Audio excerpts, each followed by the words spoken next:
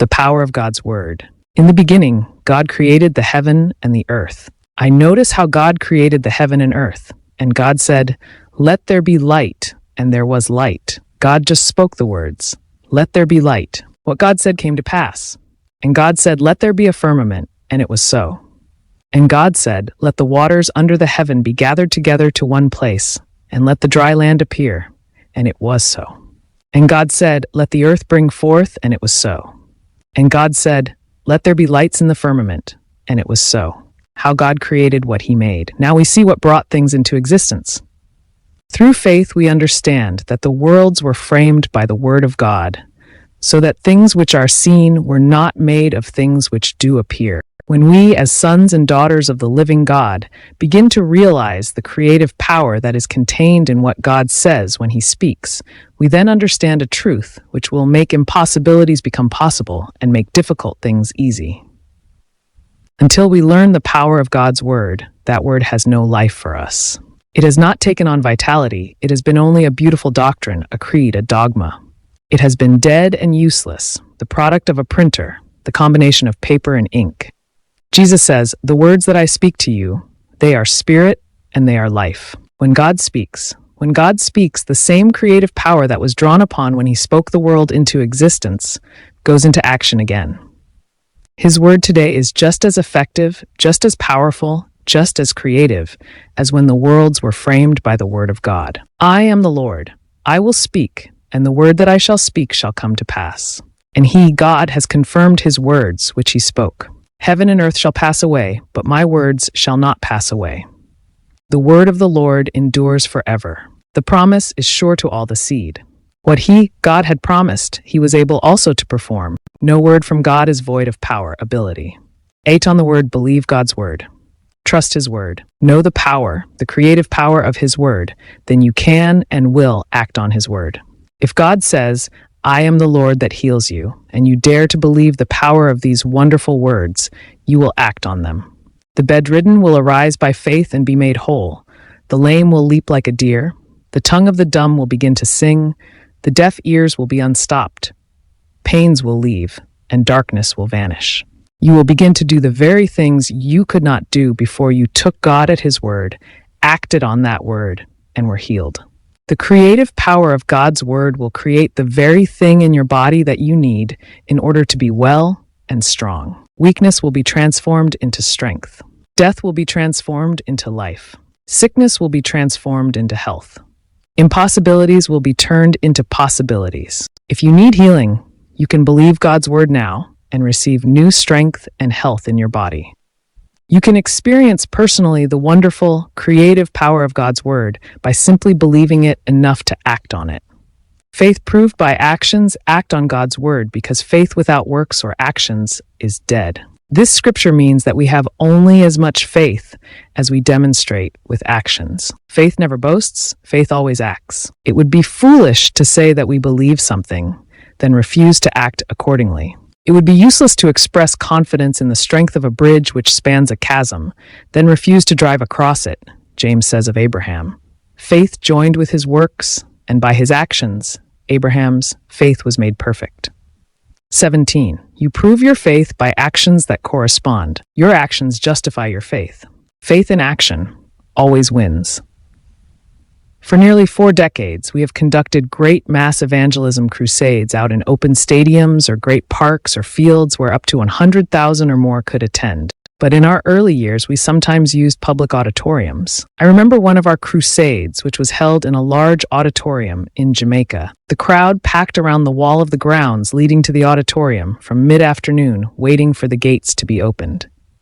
A poor woman carried her husband on her back all the way from the country. He had suffered a paralytic stroke and could neither walk nor stand alone. When she reached the auditorium grounds, she found the gates were locked. Hundreds of others were climbing the walls to get closer to the building. She shoved her husband over the high wall, climbed the wall herself, picked him up, carried him into the building, and brought him to us for prayer. She was acting her faith. Needless to say, he walked out, healed by God's power. Faith put into action always wins. A woman, dying of cancer, was carried into one of our meetings and laid in a side room, not expected to live through the service. For 6 months, she had been unable to sit up. Her feet and legs were totally paralyzed. After teaching the word of God to the people, we went in and laid our hands on the woman, rebuking the cancer. I asked her, "When do you want to be well?" She said, "Now." I said, "Rise up in the name of Jesus and be made whole." Slowly, she moved her feet off the bed, sat up, stood up, threw up her arms, and walked out alone before the audience, shouting and praising God. She acted her faith, and she was miraculously healed. The very minute real faith goes into action, depending on what God has said in His Word, creative power begins its work, and sickness must leave. Never be afraid to believe God and to act on His Word. Remember the words Jesus spoke to the father of the little girl who was reported by the skeptics to be dead. Be not afraid, only believe. It helps a lot of people when they discover that the word believe is a verb. A verb shows action. James knew that when he wrote, "Faith, if it has not works, is dead, being alone, and what does it profit, though a person say he or she has faith and have not works? And, show me your faith without your works, and I will show you my faith by my works." If God could create the worlds with His words, then He can heal your sick body with His word. He sent His word and healed them. The authority of God's word. In the beginning was the Word, and the Word was with God, and the Word was God. The same was in the beginning with God. All things were made by Him, and without Him was not anything made that was made. God linked Himself with His word. He made Himself a part of His word. He is not only in His word, but He is back of His word. You cannot separate God from His word. He not only called into being things which were not, and compelled them to come into existence with His words, but He watches over His word to see that not one word fails. I will hasten, stand behind or back up my word to perform it. God says, "I am the Lord that heals you." That promise will endure forever. It has been said that the word is like its author, eternal, unchanging, and living. The word of a person is what a person is. The word of God is what God is. Unbelief in this word is unbelief in God, who is its author. Our attitude toward the word of God determines everything. When Mary was told that she would conceive of the Holy Ghost and bring forth a son, she could not understand how such a thing could be. In the natural, it was impossible. Reason will take the word's place if we allow it to, because acting on the supernatural word of God does not appeal to our natural senses. Mary gave us the secret of finding favor with God when she said, "Be it done to me according to your word." That pleased the Father, and it was done. Learn to put aside your reasonings and your head knowledge, knowing that the carnal mind is enmity against God, for it is not subject to the law of God, neither indeed can do like Mary and say, "Be it done to me according to your word," then act accordingly, and God will bring it to pass, astonished at Jesus' words. After Jesus had been baptized by John in the Jordan River, He was led of the Spirit into the wilderness for 40 days. Then Jesus returned in the power of the Spirit to begin His earthly ministry. The first thing that amazed the people was the fact that Jesus spoke with such power and authority. They were astonished at His doctrine. Why? For His word was with power. They exclaimed, "What a word this is! For with authority and power He commands the unclean spirits, and they come out." Jesus stood in a fisherman's boat that was tossing and plunging in the raging waves of the sea, and in the face of a black sky and the fury of sweeping winds, He said to the storm, "Peace, be still," and there was a great calm. Then the disciples exclaimed, "What manner of man is this, that even the wind and the sea obey Him?" When Jesus first appeared in the temple, He read from the book of Isaiah, "The Spirit of the Lord is upon me, because He has anointed me to preach the gospel to the poor. He has sent me to heal the brokenhearted, to preach deliverance to the captives, and recovering of sight to the blind, to set at liberty them that are bruised." That same chapter states how they wondered at the gracious words which proceeded out of His mouth. Many times the people were amazed when Jesus spoke with authority and power. Wherever and whenever they believed His words, the impossible became possible, the difficult became easy, things unheard of began to happen, glorious miracles became commonplace. His word was with power. It is still the same, because He is still the same. The key to victory. To the father of the lunatic son, Jesus said, "If you can believe, all things are possible to the one that believes." 5. You can believe Christ's word now. Believe that what he says will come to pass. Doubt nothing, but rather only believe. When Jesus first appeared in the temple, he read from the book of Isaiah, "The Spirit of the Lord is upon me, because he has anointed me to preach the gospel to the poor. He has sent me to heal the brokenhearted, to preach deliverance to the captives, and recovering of sight to the blind, to set at liberty them that are bruised." That same chapter states how they wondered at the gracious words which proceeded out of his mouth. Many times the people were amazed when Jesus spoke with authority and power. Wherever and whenever they believed his words, the impossible became possible, the difficult became easy, things unheard of began to happen, glorious miracles became commonplace. His word was with power. It is still the same, because he is still the same. The key to victory. To the father of the lunatic son, Jesus said, "If you can believe, all things are possible to the one that believes." 5. You can believe Christ's word now. Believe that what he says will come to pass. Doubt nothing, but rather only believe.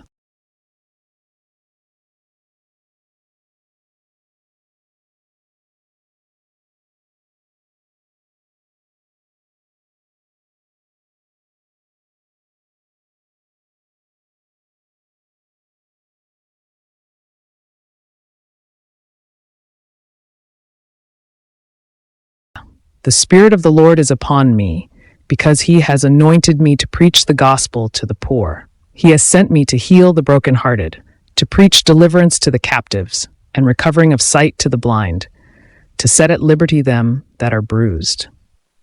That same chapter states how they wondered at the gracious words which proceeded out of his mouth. Many times the people were amazed when Jesus spoke with authority and power. Wherever and whenever they believed his words, the impossible became possible, the difficult became easy, things unheard of began to happen, glorious miracles became commonplace. His word was with power. It is still the same, because he is still the same. The key to victory. To the father of the lunatic son, Jesus said, "If you can believe, all things are possible to the one that believes." 5. You can believe Christ's word now. Believe that what he says will come to pass. Doubt nothing, but rather only believe. All things are possible to the one that believes. If you will only believe, you can be delivered and healed right now, where you are. Act on God's word right now and rise above all your doubts and fears. Let your faith set you free by putting it into action. You have the faith inside you right now. Just let it act, bringing deliverance to you. Do not hold it prisoner. Do not keep it bound. It will lie dormant within you if you do not act on God's word. You have known that God's word was true. Now let your faith act so healing will come to you. Act your faith, and God's word will impart creative power and divine life to your body. Do you believe this? All things are possible to the one that believes. Act on God's words. Himself took our infirmities and bore our sicknesses. If you can only believe, it will be done right now, right where you are, and you will be set free. Your sicknesses and your pains will begin to vanish. Your weakness will begin to be transformed into strength. Light will begin to appear to that blinded eye. Sound will begin to come to those deaf ears. Life will start flowing into that paralyzed limb. Believe it, and it is done right now. Rise up and walk in Jesus' name. Do it right now. Do the thing you could not do, and you will be healed. Do it in Jesus' name, commanding weakness or sickness or lameness to leave you. What opened my eyes? I shall always remember what happened to me when, for the first time, I saw the power of God's word demonstrated like this. I looked on while a believer commanded deaf and dumb spirits to come out of many that were bound by them, and I saw them both hear and speak. I was thoroughly convinced that this was the Bible way. The power of the name of Jesus was revealed to me. I saw, proven before my eyes, that the same things could be done now that were done by the apostles and by Jesus himself. I found that we can do everything that Jesus said we could do by doing it in his name. We went back to the church, which we were then pastoring, and announced a divine healing meeting, telling everyone to bring their sick, assuring them that they would be healed. Many miracles of healing were witnessed that first night, and the news spread far and wide. Since then, we have seen many thousands of miracles and healings in crusades around the world and have proven thousands of times that Jesus Christ is the same yesterday and today and forever. 38. If he is the same, his word is the same. It still conveys power when spoken. Launch out into the deep. In the Gospel of Luke, we read how the disciples toiled all night with their fishing nets, but caught nothing. Jesus came along and said, "Launch out into the deep and let down your nets." And Simon said to him, "Master, we have toiled all night and have taken nothing. Nevertheless, at your word, I will let down the net." Peter did not argue with Jesus. He did not explain how hopeless the situation was. He did not explain that he knew those waters and knew there were no fish in that area.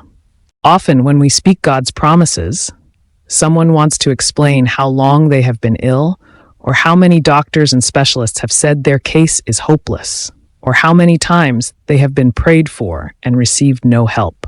Learn a secret from Peter. Obedience will always bring victory when we obey the word of the Lord. Peter acted on the word of Jesus. He let down the nets as Jesus said to do, because he believed that if Jesus spoke the word, it would be as he said, and he caught a great multitude of fish. Never be afraid to obey and to act on the word of the Lord, because there is no word from God void of power. He can fill all the nets, so let all of them down. Perhaps you have been ill for years. Others may have prayed many times for you. Doctors may have shaken their heads in despair, not knowing how to help you.